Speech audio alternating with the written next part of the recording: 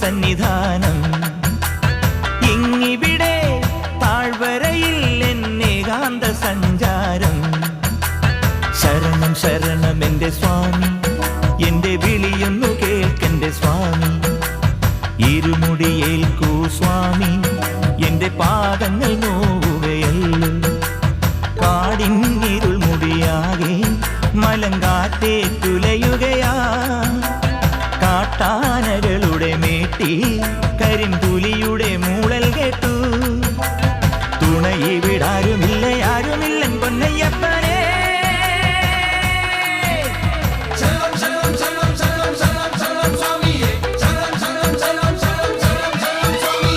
അങ്ങകലെ മലമേലെ എന്നയ്യന്റെ സന്നിധാനം.